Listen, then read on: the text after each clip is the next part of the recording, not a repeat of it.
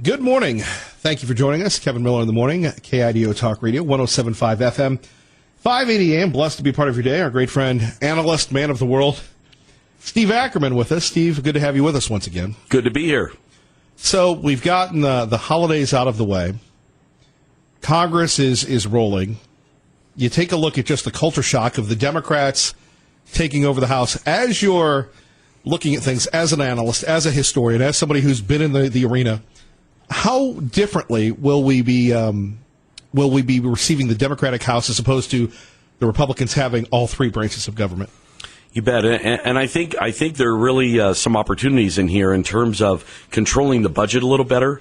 And it's going to sound a little odd to say that, but number one, the Democrats are still going to be kind of fighting amongst each other. The leadership under Pelosi is a leadership that has been there. A lot of Democrats did not want the same leaders. They didn't want Pelosi, Steny Hoyer, Clyburn. They didn't want kind of that top leadership that's been there for 16 years. So I believe that with that kind of infighting going on with the Democrats and with the amount of progress the Republicans are able to make to cut programs, to cut regulations, there's going to be a compromise that will result in government not growing back as much as a lot of people think. Well, how could there be any compromise when you're thinking of Pelosi talking about impeaching the president? We saw this before, didn't we? After the president was elected, hey, we're all going to work together. We're all going to be good little Congress people. And now it's not only is Adam Schiff talking about going after the president's businesses, but his family, everything. There will definitely be some of that activity, but Pelosi wants to get things done. And Pelosi is the kind of politician that is very much kind of behind the scenes type of a politician. So the rhetoric is hot, and it's definitely out there. But I would even argue that if you go back a ways when President Trump had Pelosi and Schumer in the room, President Trump was saying, I know it was difficult for Nancy to do this, do that. In other words, he was putting out kind of a fig leaf there. And at the moment, she was not willing to tolerate it. But now that things have settled down, there'll be a little more workability. She's gonna have to manage the shifts of the world. Well, that's easier said than done. So where does that leave the Republicans? Yeah, so where I think it leaves the Republicans is if the Republicans try to shoot for the moon, we're not going to make it. We're outnumbered in the House, but we do have the Senate. So the question is, what things can we do, such as take government programs and maybe get rid of some of the overlap, save some money there?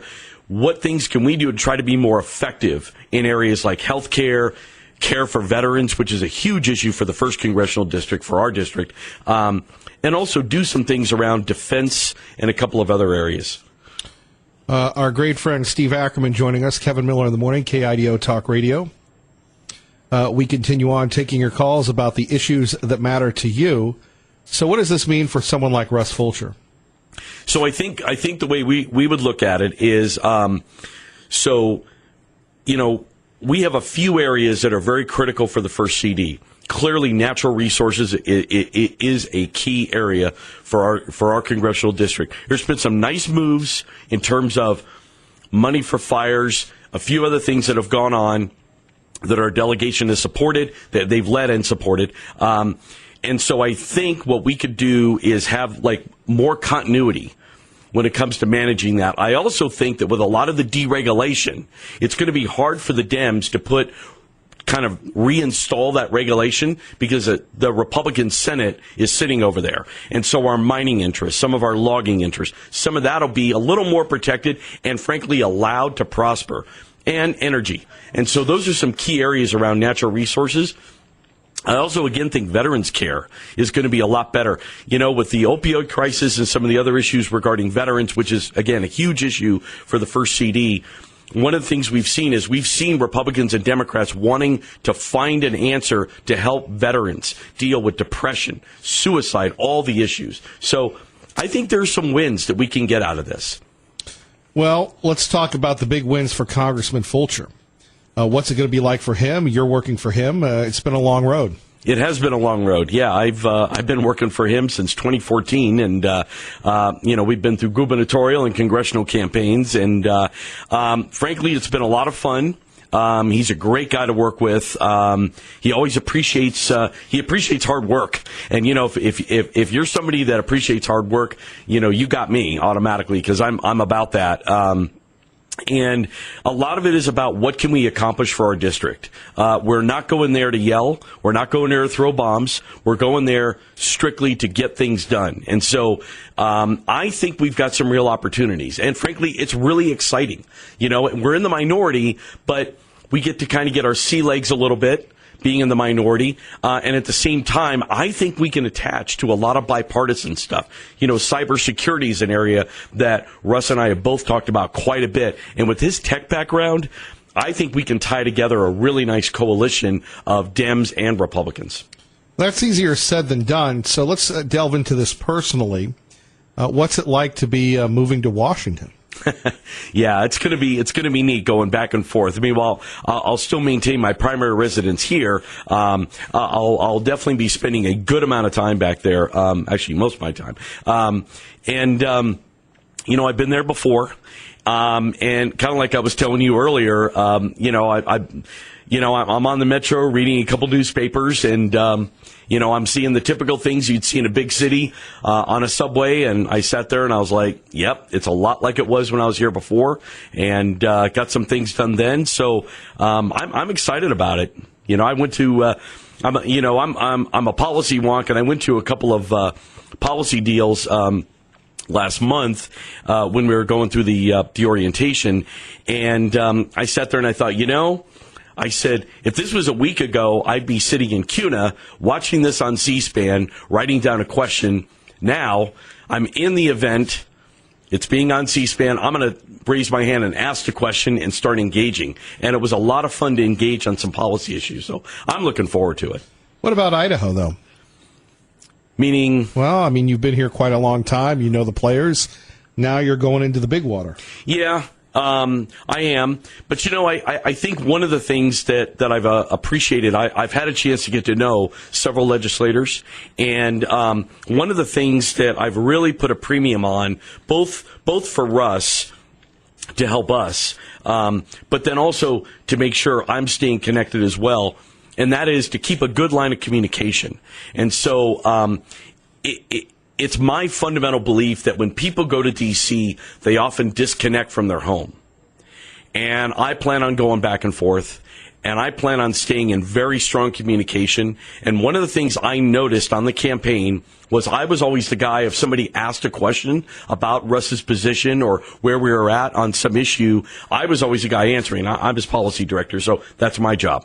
And so I noticed how much you need to be connected. Because they would come back and they'd say, I don't hear that from the congressional delegation. I don't get that level of detail. And I'd say, okay, look, they have a volume they're dealing with, but you've got to connect and stay connected. So that's a big issue for me. And I know players here, and I'm going to stay connected with them as much as possible.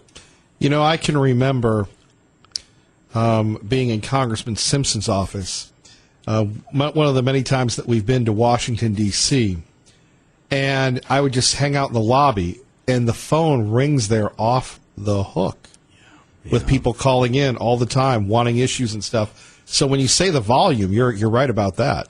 Yeah, it's definitely there. And I've had a chance to talk with some different folks. I had a real good conversation about a little more than a month ago with Senator Crapo's chief of staff, with Susan Wheeler. Sharp gal. She's been with him for 26 years. The Susan Wheeler? Susan Wheeler, yes. Yeah. 26 years. That's you step back and give a level of respect there, and sharp. And she's no Steve Ackerman in my book, but I have my biases. You're awesome. But I talked to her about that, about the different ways to communicate and how we make that connection. And you're right, it is a critical issue. It's a 24/7 now, and so a lot of it too is different ways to get the message out. And really, again, my premium and talking with the different people that we've lined up here, my premium is very much that we are all on the same sheet of music, and especially when it comes to policy, that we're We're hammering the message. We're very clear, but that it's coming back. And it was that way with the campaign. If there's something coming out of Lewiston Tribune, etc., the Bee, Bonner, up in Bonner, wherever it is, if there's an issue coming up, I need to know about it. And our people were always really good about it. So that's critical.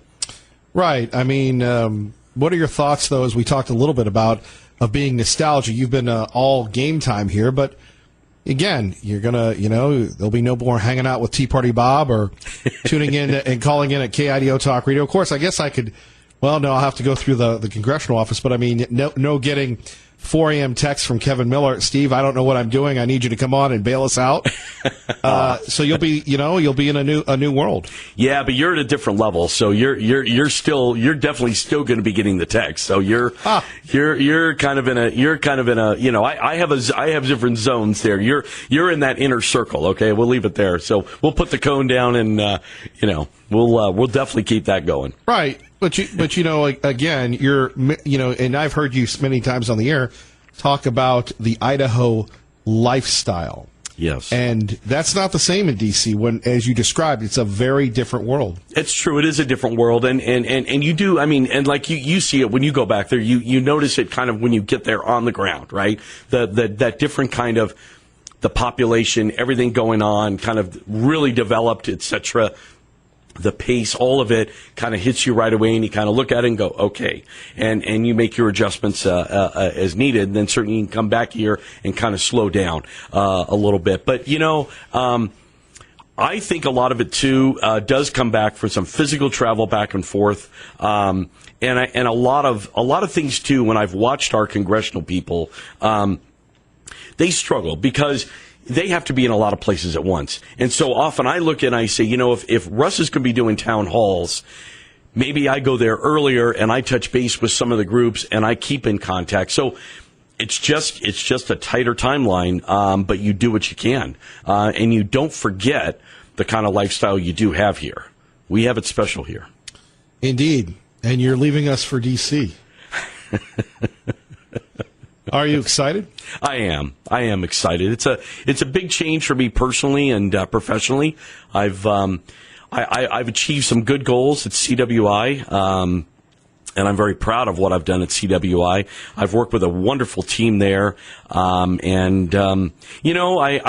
really kind of in kind of going through the decision process.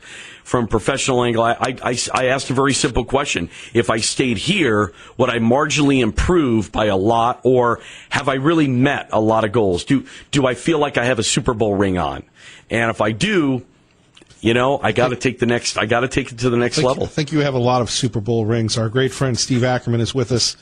We promise coming up next segment, we will get back to the issues that matter to you. Kevin Miller, 107.5 FM, 580 AM, KIDO Talk Radio. He always makes us smile, a passionate young man on his way to D.C. Steve Ackerman with us, Kevin Miller in the morning, KIDO Talk Radio. So, Steve, let's get back to some of these major issues. I mean, how historical was it when we're talking about the Democrats taking over the House? We had a lot of retirements. We did have a lot of retirements. We had a lot of turnover. Biggest turnover, I want to say, probably since 1974. And, that was obviously because of Watergate. So that was a special circumstance. But at least that far back, if not a few decades before. So it's a major move. And I don't know if I'm right on this fact, but Nancy Pelosi would either be the second speaker since World War II or in history to come back and become speaker the second time. I think Rayburn went out and came back. They named the building after him. Yeah, they did name the building after him. So this is a big move for them. Now, that imposes upon it the idea that you're going to have to slow down the Ocasio kind of democratic socialist, throw everybody else out wave. That's going to have to be tempered a little bit. And that's going to be the conflict they have. And at some point, a legislator is going to want to accomplish things. That's where I think the Republicans might have an avenue. So we've got to pick our battles carefully. but I believe we can get some hits out of this. However, it is, to go back to your point, it is quite historic. It is really something that you've had such a wave go on. And frankly, that wave of red and blue wave, both, it's not over. I think it's churning up, and it's going to reconcile in 2020. So we're going to be in a political turmoil for another couple years. Well, you're just full of good news. Our great friend Steve Ackerman joining us. Now, when we talk about the debt and the deficit and everything else, let's take a look at just your experience in the last several years, analyzing things. How big of a challenge is it for the new Congress, or for any Congress and the president, to take a look at our national debt? We've had the Fed raising rates. Now, all of a sudden, people are going crazy. The stock market on a great run for 2 years. Now some bumpy roads, much to Dave Petzo's chagrin. Yeah, that's right. So to kind of take it in reverse order, the stock market is largely being driven right now, I think, by emotion. I think emotion is playing maybe a little bit too much of a role. And you have a few issues going on. You do have the Fed that in 2018 went a little bit back and forth on whether they were going to raise interest rates. They ended up doing it in December, but they were going to do it. Then they said no. Then they went ahead and did it. Very bad move for the Fed. The Fed's got to keep a very straight argument. They should never reverse what they do. They did that. That created a little bit of a panic, a little bit of a nervousness. And you also have trade issues. And it's not so much whether there will be a final NAFTA 2.0 as there was last year, and whether we will reconcile with China. We're going to reconcile a deal, and it'll be a better deal. The president is pushing on it. There'll be a better deal. It's not so much that. It's the uncertainty in the middle. I once had a professor who said money is a coward. He said, go to a bad neighborhood where there's a lot of crime. You'll never see a bank. Money wants to go where there's a certain amount of stability and, yes, certainty. And so right now, the market is reflecting a bit of uncertainty, and we've had it for the last few years. We had it during Obama, and we've had a little bit during the Trump administration. And I think President Trump has kind of reversed a lot of things and shifted. A lot of that has been very positive. But look, that causes turmoil in the short term. So the market is just responding. And so it's going to play out for another couple of years, volatility. And then there's some volatility around the world that adds to it. But it's eventually, in the long run, it'll reconcile. It's going to be another year or two of some problems with the market. Yeah, that'll be interesting to watch. And, of course, people are, sounding off about this back and forth.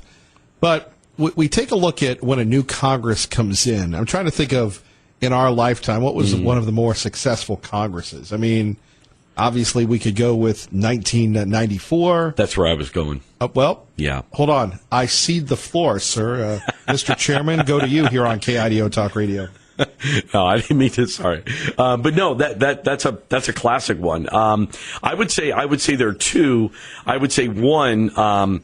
The 1994 with the contract, they eventually did work out a budget reconciliation to the point where the Clinton administration cut capital gains taxes in 1997. So they did reconcile, and they did get some control over spending. It was not perfect, but they got some. The other is the 1962 Congress.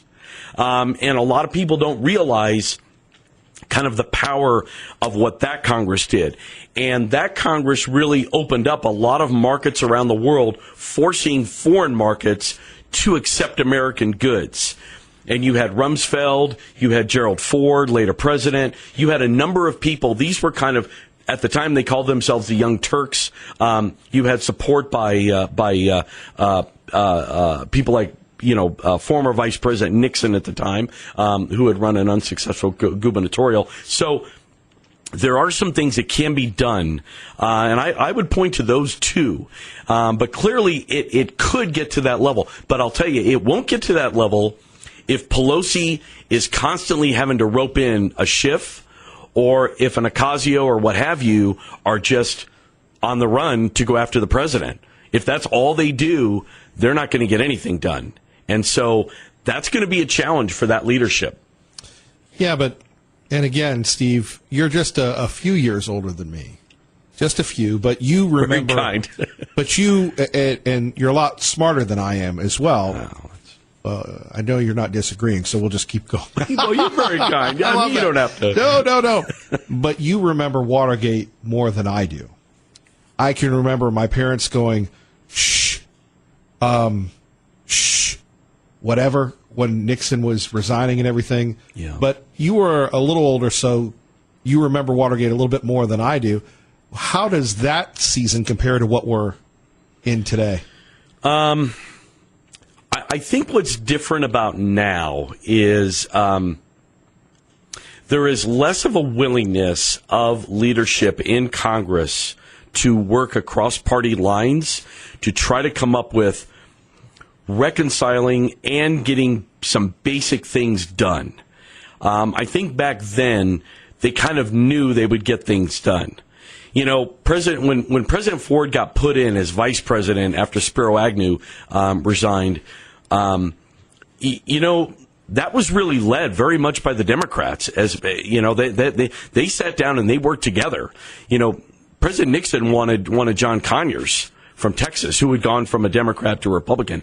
He wanted the former governor, and they said, no, it's going to be Gerald Ford. It's going to come out of Congress. So now you don't have that. So in some ways, President Trump is handicapped because as he tries to reach out to leadership on both sides, they're not necessarily working together as much to get some basic things done. Back then they were. There was no question basic things would get done. And so I think if they can come to some agreement to get basic things done while understanding they're going to have to reform, because your point about the debt and deficit is not lost. I'm kind of a Simpson-Bowles commission guy, not to get too much in the weeds, but former Senator Alan Simpson and Erskine Bowles, Republican and Democrat, who basically said, look, you're going to have to cut the budget. And, you know, President Obama kind of started that commission, and then he basically backed off when the heat got a little too much. And in fairness, a few Republicans and Dems didn't support it either. But we're going to have to reconcile with that deficit issue and that debt. And well, it's kind of like the wall, though, when we talk about things. Yeah. And the Bowles-Simpson thing, people hailed it. It was great until the actual cuts came in, and then people backed away from it. And there does seem to be, and you guys addressed this in the campaign, where people are tired of people promising stuff and then not delivering. That's right. And so I think, you know, in the initial, my initial view of this has been that the first step is to start lowering the cost of things so that you can pull back some federal spending and you're not really cutting things because you're lowering the cost. The other is if you can shift things over to the private market, the nonprofit market, but both for-profit, but also nonprofit, the private side, get it out of government, and you can achieve the same, if not better results, then you can kind of alleviate the budget pressure, the spending pressure. And then the third is reform, and former Secretary of Defense Mattis was working on reforming in the Pentagon. And the last time I was there, you know, the Presidential Commission I served on, we cut $20 billion out of the defense budget. Traffic and weather together, KIDO Talk Radio. Good morning, Dave. And coming up, we'll talk defense. Steve Ackerman joining us. Kevin Miller, KIDO Talk Radio. Good morning, Maggie. Always good to have Steve Ackerman with us, getting ready for the fresh, new, bold Congress. So let's talk a little bit about 107.5 FM, 580 AM, KIDO Talk Radio. Let's talk a little bit about defense. You know, over the holidays, we had Secretary Mattis resign, the letter, all the libs are going crazy. But clearly the president is the commander-in-chief. You served on the ever-controversial Base Reassignment and Closure Commission. In hindsight, being so many years from, was that a good thing to do? I mean, I look at it as an Air Force brat, as a person who served in the Army. I love those bases. I love Fort Dix. I can't believe that Fort Knox they moved the armor to Fort Benning, which is the home of the infantry. It broke my heart when that happened. Can you take us to that time versus this time in comparison? Yeah, you're right. It's hard. It's a hard thing to do. There's no question. It is a difficult thing to come into a community and tell them that they're going to lose their base. No question. Bottom line is this is what happens when you kind of let government kind of keep going to a point where they're wasting. and they're not using 60% of a facility. Gowan Field here does a good job of using a lot of our airspace. We don't waste it. Right. We do a lot of training. We're multi-service. That base and Mountain Home, both those bases really do quite a bit. And it's that kind of efficiency that ensures that your base is going to stay open. But there is no question, and I was one time when I was on the USS Intrepid, where we had one of our regional hearings. I had to be the guy to walk out in the middle of a crowd of 1,200 people, and I had to pick up a bag from this kid, a 12-year-old child, dragging a bag of letters telling me, "Don't close Military Ocean Transport, Bayonne, New Jersey." I'll never forget it. He's teary-eyed, and I have to be out there, and they are booing and hissing, throwing stuff, and I'm walking back, dragging this big bag, and then they all stood up with T-shirts, "Save our Motby, Military Ocean Transport, Bayonne." And so it's a hard thing to do. What went on in your mind? Well, what went on in my mind is I kept saying, but I know the taxpayer is going to save money. The government is spending too much money. We're spending money on empty buildings. We're not improving our defense. We're not securing America with this, but we're spending money. We can't keep doing it. We just stay the course. But it's a hard thing to do in a community. What you have to do is in part what we did. We gave the Defense Department, we gave them 6 years, and we told them, dispose of it in any way you want, and wide open on that. And you've got 6 years, but in 6 years, it'll be gone. So one of the things we have seen is, for example, California State University, Monterey. That came from Fort Ord. So that got converted into an education institution. There have been community colleges that have popped up. There have been private companies. So my argument is that the market, if you have a vibrant market, these things will get picked up. And in some cases, people that worked on the base might actually get more money. In other cases, you can do things like privatization in place, where you guarantee the jobs are there. It's just going to go from a government job, contractor job, to a private company.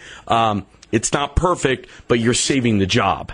But you've got to do that. But, at the end of the day, cuts are a painful thing to do. Right, and yet we have so many missions going on in the world.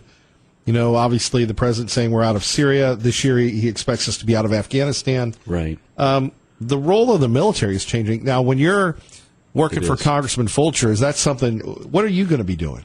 So I'll be focused in many ways on what I've been doing as a policy director. So my job as a policy director has been, when there's an issue coming up, areas of focus, where he wants to put the emphasis for the campaign on the things he wants to achieve. I'm the research guy. I'm the guy talking to him about it. I'm offering political analysis as well as other analysis, political advice, confidential political advice, etc. So that's my role. So my role here will be in legislation. I'll be looking at legislation. The big difference is, in a campaign, somebody says, "What are you going to do about illegal immigration?" And you've got a 30-second answer. In Congress, it's going to be a large bill, multi-subject, and you're going to be moving incrementally, step by step. You're going to tweak here, tweak there, just like we did with base closure. We closed some bases, but there's a lot more to the Defense Department and to our security than tightening things up a little bit, saving a few dollars. Steve Ackerman joining us on 107.5 FM, 580 AM. Kevin Miller in the morning as we look over and get ready for the next big event. Congress is in, getting ready to roll. What about Idaho's place? We've got two pretty much senior senators. We've got Mike Simpson, who, when things get bad, they have him running the House. So we've got freshman Congressman Fulcher. What do you think of that? How is Idaho set up congressionally with our delegation? I think we're probably in the strongest position we've been in several years. And I would say it for two reasons. The first is point out Senator Crapo and Senator Risch. Senior people. They know the ropes. They've been around. Both chairs of important committees. And that will carry us far. Foreign relations, banking. Congressman Simpson clearly knows the ropes, clearly knows the process, and even though he'll be in the minority, he has a strong appropriations background, And the second piece I would say is Russ does come in having been a state legislator, so he's had 10 years under his belt for that, and also having run campaigns, 2 or 3 campaigns, he's really got the pulse of where people are at, because he's simply met with a lot of people and he's done the campaigning, and then finally, the delegation is much tighter. One of the things that happened last year was when there were some issues regarding steelhead and cutting off steelhead. Towns like Riggins, Clearwater County, you go through Clearwater County, a few towns up there, Lewiston, they were hit. They were caught off guard. I saw that as an issue. I talked to some of the delegation, we think we're hearing some things. We're not sure how big this is. I said, I'm going right back to Idaho. I've been talking to some Idahoans. I'm going to barrel right up there. I did. It was a huge issue. Right. And bottom line is, we're and I shared my analysis not only with Russ, but Russ told me, share it with the delegation. Make sure that all of us get that. I go, you bet. So I did, and they came back, thank you very much. That's great. You're giving us on the ground of what's happening. So what I'm seeing is I'm trying to follow Russ's example here, where he's reached out to them and he said, let's, as 4 Idahoans, get the biggest bang for the buck. Well, that's good, and certainly I'm sure everybody is very happy to hear about that. Steve Ackerman with us here. Kevin Miller in the morning, KIDO Talk Radio. So we talk about Congressman Simpson, and, we talk to him both on and off the air. The cool thing about Congressman Simpson is that, he could have been the chairman of the Appropriations Committee. And it's funny because he kind of poo-pooed and goes, well, I think they're going to go with someone. The other guy that was up for it was a guy I worked with in Alabama almost 20 years ago, Bob Adderholt. So it's such a small world, but that's how influential Mike Simpson has been. And I believe he has, and you're going to have this, good relations with Pelosi, Schumer, and the crew. They know who Mike Simpson is. Yeah, and you hit it on the head. And at the end of the day, the Dems are in charge. They're going to have the majority on all the committees. They're going to have the chair, and that's how it's going to work. So most definitely, he's got some good people that work for him too. I've developed a good relationship with Jamie O'Neill and some other people. He's got some good people behind the scenes that do some good work. All right, our great friend Steve Ackerman. One more segment with him. You're listening to Kevin Miller on 107.5 FM, 580. And remember, you can always go to KIDOTalkRadio.com for the very latest podcast if you miss any segment of this program. Thanks, Ray Amaya. Kevin Miller, KIDO Talk Radio. Well, we promise we won't waste too much more of his time. Steve Ackerman joining us now. Kevin Miller in the morning, KIDO Talk Radio. So here's a question that I have for you. Why would anybody want to go to Congress considering what we hear so much about it? And, earlier we talked about comparing this time to Watergate. It's not about reporting, it seems, at least in my opinion. The press just wants to get people who'll get Republicans, and not in a good way. Yeah, I think you're right, and that's also a difference between now and Watergate, the media. There is an aggression there that clearly, and we know going in. Russ will sometimes joke about how he's happy to or he's waiting for Nancy to call him on consultation, right? We know that'll call will be coming soon, right? But no, it's very tumultuous. It is a very difficult time. But we have weathered difficult times before, and there are certain things that need to get done. Idaho has these natural resources. We have got to allow for Idahoans to be able to have more control over that, to be able to manage that better. We have so many outdoor groups that are so tied and so conservation-oriented that there's a lot of confidence people can have in them. Our rural communities have still not been heard. I think President Trump has done a good job in kind of opening the door there, but we need to follow through on that. And then I would just say, again, I'd say our veterans. And then finally, I would say we're a dynamic economy here. We are growing. We are small, but we are growing.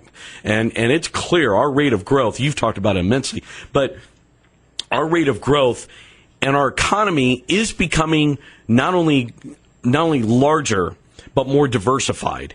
And that's going to mean more regulatory issues that we're going to need to deal with. We're going to need to kind of keep control of those government regulations. But also, Kevin, things going on with China and stealing our intellectual property. That hits home. And I don't care who you are. I don't care if you're a radical lib, out of Philadelphia or the Bronx, or if you're blue collar out of Western Pennsylvania, or Nebraska or whatever, or Ted Cruz out of Texas. You're going to look at that and say China's stealing our intellectual property. That affects us, and we've got a Micron. We've got several startups. These folks have got to be protected. They get tied in to the global economy very quickly. Beyond ag, ag's big, but it's also tech. So we've got some clear issues that we can make some wins on. Well, and I think that's the challenge when we take a look at it, and whether it's in Congress, whether it's somewhere else. Here's the funny thing on this is, on one hand you have ag, on the other hand you have tech, and it's balancing those two. And then you have Russ Fulcher, who can balance both based on his family's history here, based on his background in Micron. He's pretty much set up for it. He is set up for it. And one thing that he really has that I've tried to utilize, and that is, the more outreach I can do with groups around the state, and obviously when we went congressional in the first CD, the 19 counties of the first CD, the more outreach I can do, the more I know that at the end of the day, I can set something up so that we can balance some of that. We can integrate tech and make it work with still a strong ag economy. And Russ is the kind of person who is able to bring together people that may not get along. There are times I'm in the campaign and I say, wow, if this group was with the other group I was at, they would not get along. If we put them in the same room, they would not get along. But Russ is able to pull those people together. He does have that gift to be able to do that. He's very good at it. You hit on part of the reason why. And I think just his approachability and his leadership qualities give him that. So, the more we can kind of corral these kind of disparate groups and this kind of what I like to call our eclectic base, which is a wonderful base of support, and they've been so extraordinary, he can really pull them together, and we can find some way to kind of improve things for all of them. Indeed. Steve Ackerman joining us, but you go back to balancing ag. Nobody thinks of ag unless you're a farmer. Yes. And then, hold on for that. Traffic and weather together, KIDO Talk Radio, 107.5 FM, 580 AM. Let's get you to work safely and on time. Good morning, Dave. Okay, so here we have the state of Idaho, Steve Ackerman. And you've still got a strong ag base. And then you have this tech boom coming in. How do you bring the two worlds together without sacrificing one for the other? So my argument would be that's where your community college comes into play. And one of the things I've seen teaching at a community college, teaching at CWI for the last 5 years, is there are tremendous numbers of programs, but is there enough integration in what's going on with the larger economy? I would argue there has not been enough. And they're on the way. And so is BSU, and so is U of I. I mean, everybody's kind of moving in the right direction, but I would say we just need to kind of move faster. And it's not kind of a finger pointing at all. It's just the economy's moving that quickly. And so these are kind of institutions, program building, they just kind of take a little longer. So I would argue that you tie together your community colleges, tie them with a BSU tech program, but also U of I ag. And look, ag and tech work really well together. And frankly, you can eliminate a lot of other issues. You have a lot of labor-saving technology that is used for ag. And you have a lot of tech training and tech college degrees that get applied in the agricultural sector. And I think all players, state legislators, Department of Commerce, all, across the board, all the players have to see that. And I would argue for Idaho, that's a very critical thing. And then I would just say the same thing when it comes to technology and healthcare and some other areas. And again, these can be cost savings, whether it be labor savings, they can be wellness. There's a lot of avenues here, but they've got to be tied together. We've simply got to look at it more holistically and integrative fashion. And Congress has got to help by getting federal rules out of there so that we can get out of Idaho's way and let Idaho drive this on their own. He's a driving force. Back to you. What motivates you, brother? I mean, this will probably be the last time that we get to speak, unless the suits say it's okay. So Suits on both sides. right. In some ways, Kevin, and I know you're like this too. We're true believers.